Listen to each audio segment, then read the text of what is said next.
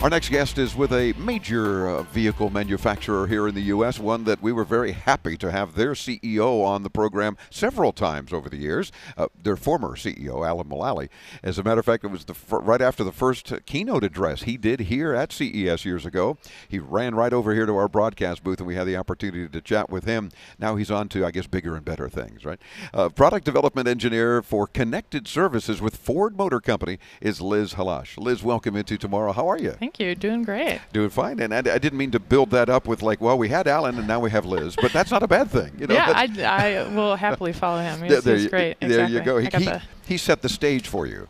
Perfect. And yeah. you're wearing the same his, kind of signature sweater vest. So works perfect. There you go. And he made that very famous on stage in his first keynote address here years ago. For sure, and all of a sudden, everybody else from Ford wanted the sweater vest with the Ford logo. That's great. Got it. And you guys, of course, continue to have a very major presence here at CES.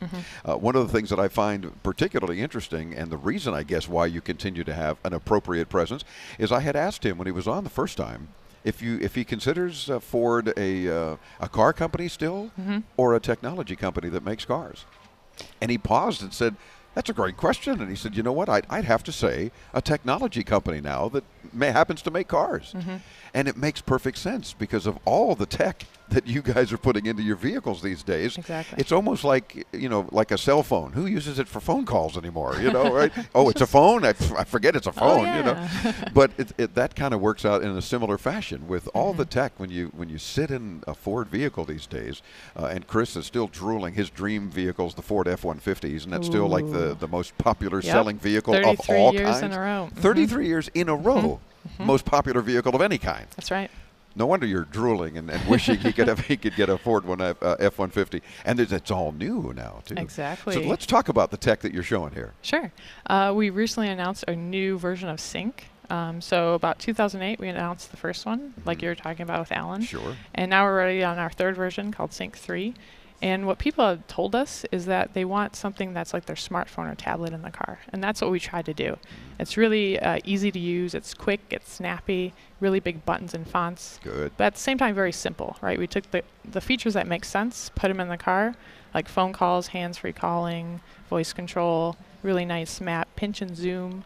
And you can even the kind of stuff we're used to with our tablets and phones anyway. Exactly, right? Exactly. Put that right in the center, make it easy to get connectivity and mobility while on your commute. And all at the same time, Ford always having an understandable concern about making sure safety still plays an important role. And that's what's good about that. You're not bringing your phone or your tablet and then fumbling with it while you're driving. It's built in. This is all the functionality is there. Yeah, exactly. Whenever we design it, it's always a focus on, you know, big buttons and fonts, making it easy to get to what you need to really quick, really snappy, so you don't have to take your eyes off the road or hands off the wheel. So the big buttons aren't just for old people.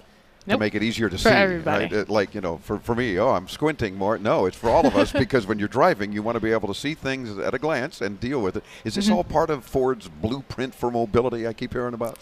Yeah, exactly. It's a whole, you know, going forward with technology. We're doing these experiments in over 25 different locations across the world, studying things like gridlock, traffic, seeing ways that, you know, Ford can still maintain and be a part of places where it's very congested. So things like ride sharing and making sure we're going green and being efficient and you know, the future. And your current CEO also did a keynote here and talked a lot about how there will be autonomous vehicles by a lot of manufacturers, including Ford. Exactly, yeah. Into tomorrow.